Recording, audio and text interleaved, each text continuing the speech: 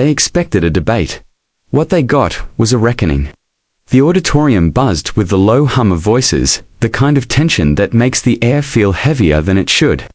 Students, reporters, activists, skeptics, and supporters from both sides filled every seat at Jefferson Hall in D.C. that evening. The topic was immigration, but everyone knew the real subject was something deeper: identity, patriotism, justice, and who gets to define them in America. Congresswoman Ilhan Omar stood on one side of the stage, calm and composed in her signature hijab. Opposite her, standing tall with his trademark energy and eloquence, was Robert F. Kennedy III, a man born of legacy, fame, and controversy. This wasn't just politics. This was history clashing with a changing world.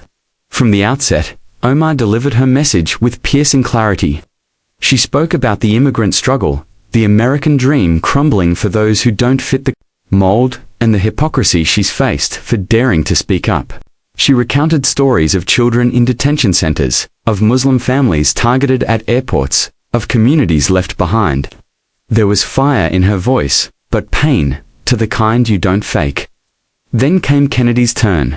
He approached the podium with the gravitas of his name, every camera focused on him. People expected a typical counter-stats, ideals, rehearsed passion. Instead, he opened with a story. Not of immigrants, not of policies, but of a letter. It was from my grandfather, he said, holding up a worn envelope. Sent to my father the day before he died. In it, he wrote something that I didn't understand until today. He paused, scanning the crowd, his voice cracking slightly. As he read, justice is not inherited. It must be fought for by each generation. And sometimes, we will find ourselves fighting beside those we never expected to call allies. A hush fell. Kennedy turned toward Omar. Congresswoman, I disagreed with your words many times.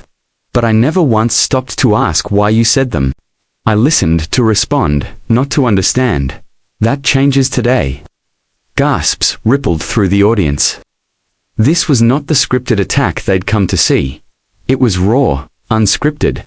Something was shifting. You see, Kennedy continued, my family came here generations ago. We built lives, gained power, shaped policy.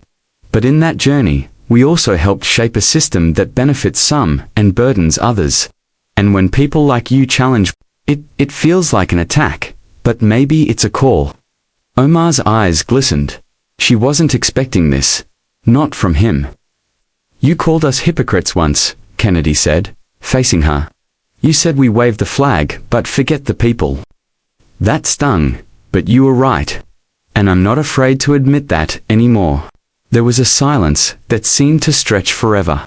Until one young woman, in the back, a college student, stood up and clapped.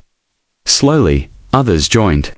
Within seconds, the room erupted in applause, some cheering, some crying. No one expected a political opponent to lower his guard.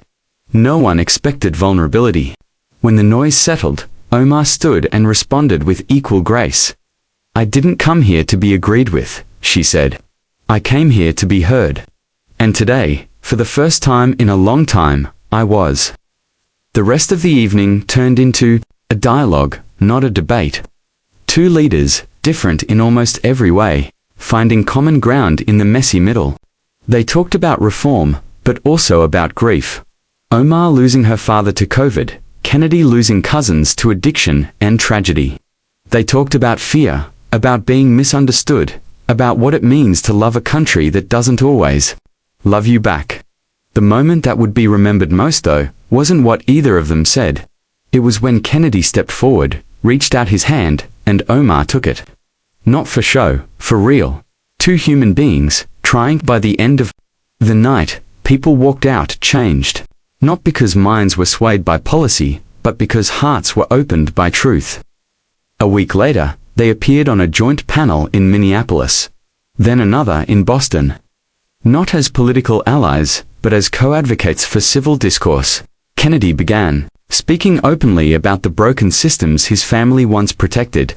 Omar, in turn, encouraged compassion in her criticism, knowing how hard it is for people to confront privilege they didn't choose. The story made headlines from rivals. Two reformers, one article said. A new kind of politics, read another. But those who were there that night will tell you, it wasn't about politics. It was about courage. The courage to drop the script, to speak with honesty instead of ambition. The courage to hit back, not with anger, but with empathy, and that's the real message. America doesn't need more polished speeches or louder arguments, it needs leaders and citizens willing to sit in discomfort.